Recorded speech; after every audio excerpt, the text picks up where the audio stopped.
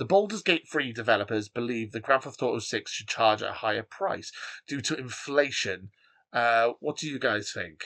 So yeah, the story itself that came from this is this from Twitter, and it was from @Cromwelp, but we got this from Dextero, who tweeted it out. Basically, what they're saying is that games should be priced higher based on their quality, breadth, and depth, but note that all titles should actually cost more because of how much money goes into making them. I completely agree with this. I've been saying this a long time. I think when game price went up to 70 quid, I don't think that's far enough. I think it should go up more.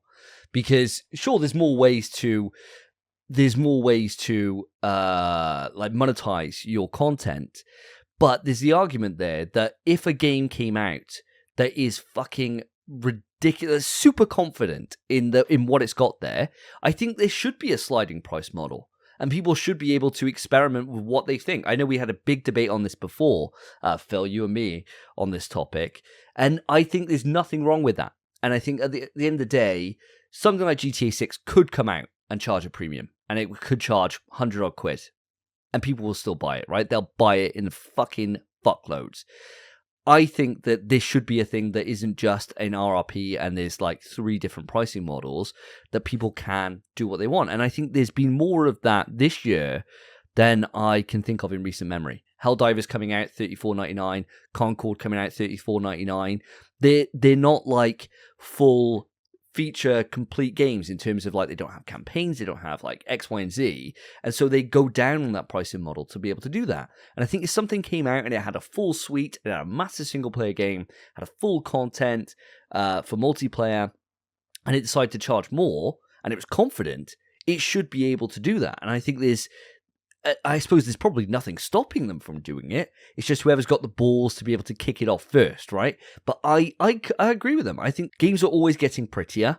They're always getting more technically advanced. And the pricing is kept the same, pretty much other than this $10 increase, as what we were paying back in like fucking PS1. You know, like, it's mad. You know, I was paying like 40 odd quid for a game, or 50 quid back then. And now I bought Astro Playroom for what, 50? I think I got it for $54.99 on Game Collection. I paid that for MGS1 back in 98. You know? It's like, it's mad to me that they haven't gone up so much. I think we've been very protected the way we are. And if we did have it increase with inflation, it would mean that potentially some of these predatory practices that were introduced back in PS3 generation wouldn't have happened. Because they wouldn't have needed to do it to be able to offset the cost of development. So I think that by not doing it, we've kind of unintentionally shot ourselves in the foot. Because now we get battle passes and we get fucking season passes and all this bullshit that never had to be there before because the cost of the game would pay back development. So I think but now the genie's out of the bottle. So you'll get both. You'll get fucking battle pass and it'd be 90 quid. So it'd be shit now, but that's my rant over anyway. Phil, I know you're probably dying for a retort here, so lay it on me. I love it when you go first and you know I disagree. Yeah. Because you try and cover off every avenue. I do. So I literally have got nothing to say because you try and cover everything off. But the point I want to make is, when has a sliding price model ever been good for the consumer? Now, we've seen recently in the UK, Oasis have just reformed. The brothers have got back together. They've kissed and made up and done everything else, and they're going to be going on tour. They've released a bunch of tickets from around the UK and Ireland, I believe, and they've put their tickets up on Ticketmaster. And I can't imagine they made this decision, but their management went down the sliding price model, which means that the more demand, the higher the price. And this is what Davey wants to go for. Rich man Davey over there, sitting on his throne. He wants the sliding price model for video games where they can nickel and dime us further and further and further into our overdrafts. Now the real man here, the everyman, I'm standing up for you. I do not want this. I do not want increases when it comes to games. Now, I believe GTA 6 will fall in line with current standards. I think a AAA at the moment, the most you can charge is your £70, your $69.99 in the UK. And I believe GTA 6 will sit at this and queue up the Phil Was Right song when it releases. Of course, you've got your collector's editions, your special editions, your digital extra editions. You've got your editions where you don't even get the game, but you get some fucking model that no one really wants. And that's another way that they've created now, which you come to expect, which is an industry standard, where they can charge us more. They can charge upwards of what, £200, £300, even £400 for a video game. So this sliding price model kind of exists, but you get something extra. And I'm fine with that. But the base model of the game, at the moment, if it's higher than £70, I'd fall off my chair when they release it, when GTA 6 comes out.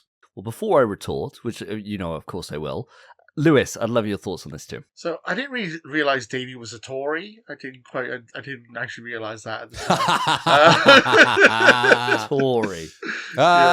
He's been caught out. No, I don't. I can see what Davey's saying in part, but then you also have to realize that these big corporations are going to go, oh yeah, we'll put the price up, but we'll just remove all this other stuff that's giving us money. That's not going to happen.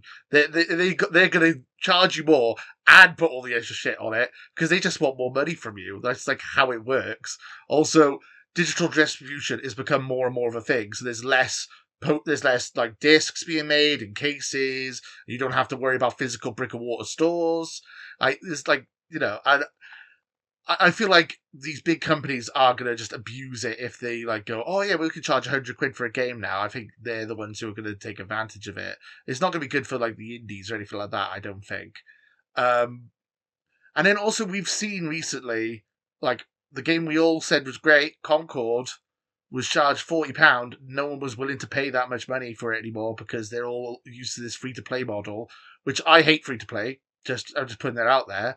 But that's the reason Concord failed, is because they charged £40 for it. And people wanted Save it for the topic. Save it for the topic, Lewis. You're showing your cards far too early, mate. Yeah, we want people to listen to the end of the show.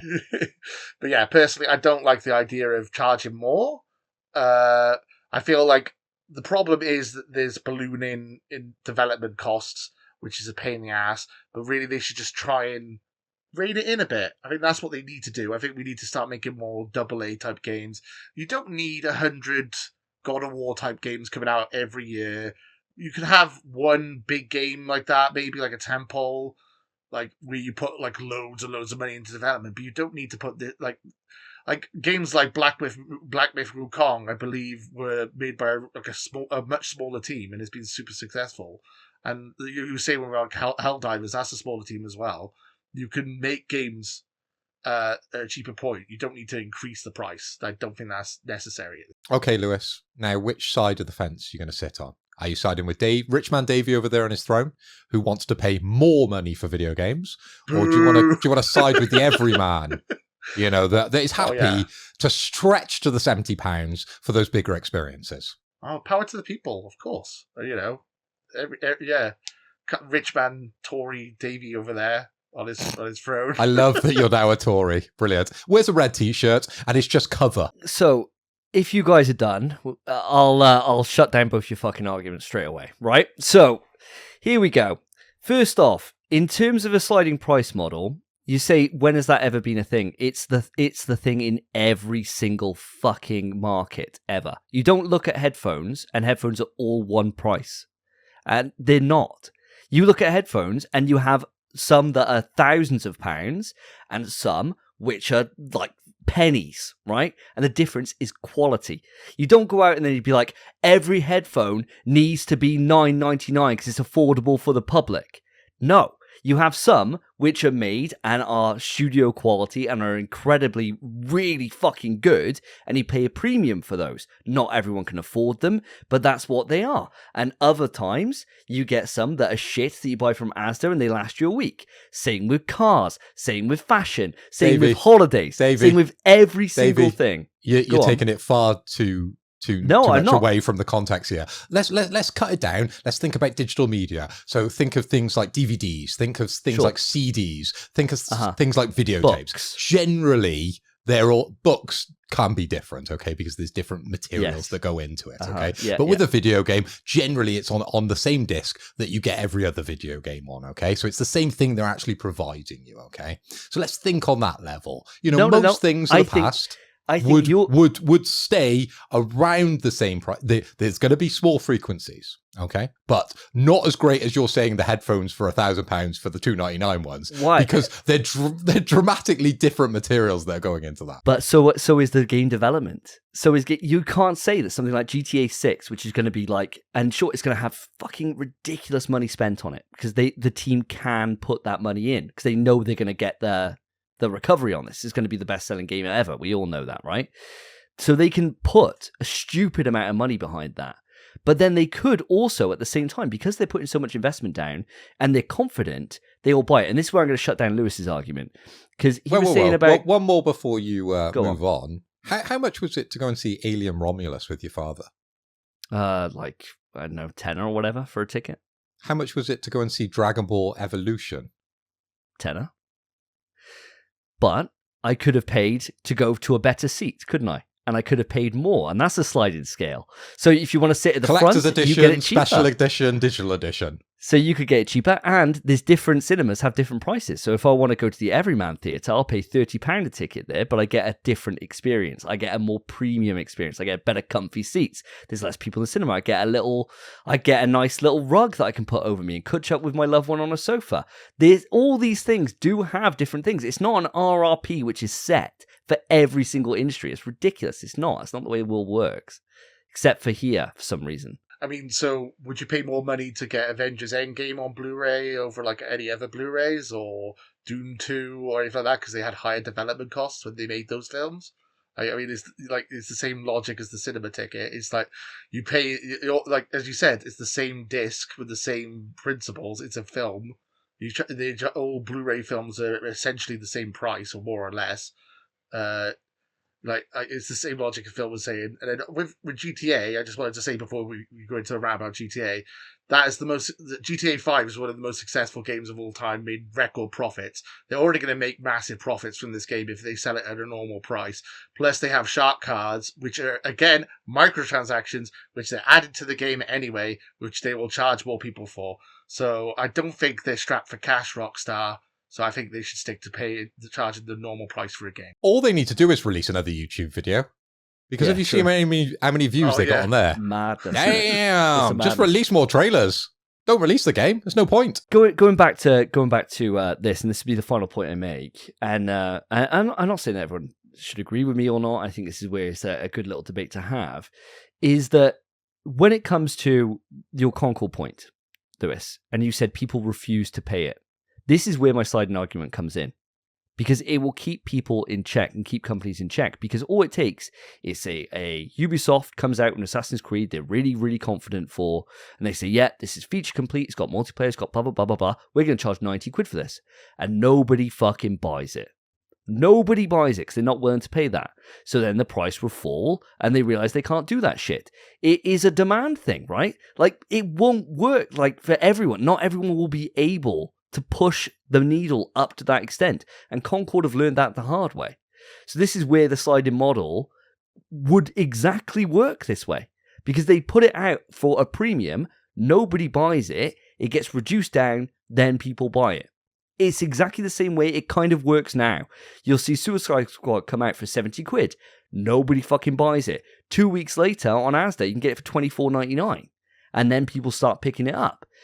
It's just the way it works now, but it just means that game companies will be able to have a little bit more flexibility in the way they price their products. And if they're fully confident in it, they have to then take that gamble. If they want to pass that on to the consumer, and the consumer's willing to pay it, what's the problem?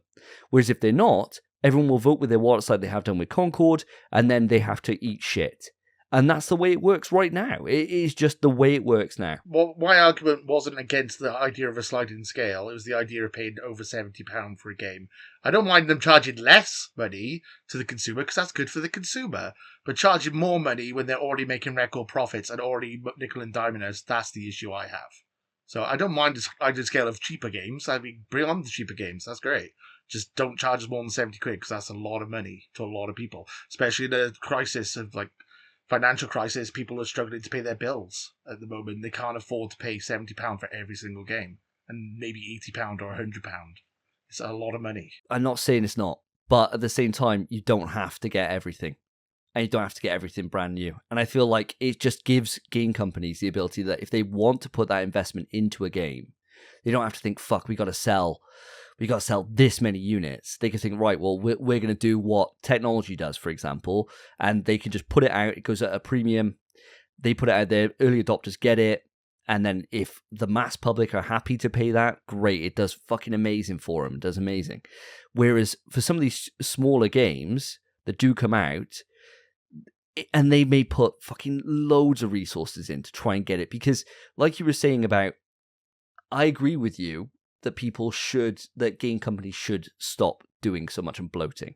Because there's so much bloat. Like Final Fantasy VII Part 2 is a prime victim of something that's just bloat. So much content in there that shouldn't need to be there, that doesn't enhance the game, and just would have racked up cost for development for no fucking reason, no kind of payoff, but they just felt it had to be there.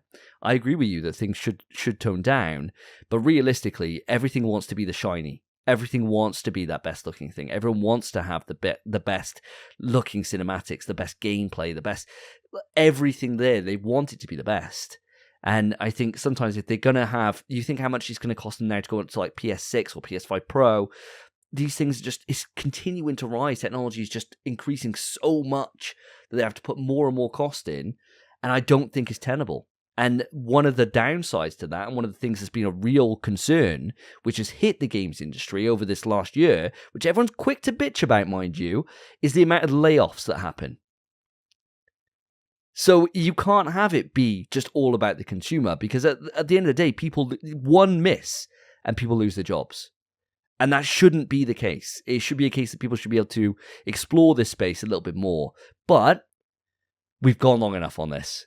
And I do appreciate it's a very divisive topic, and that's what makes it a good thing to talk about on a podcast. Listeners, I would love your writings on this. Let us know which side of the argument you come down on, because I think it's very, very multi-pronged.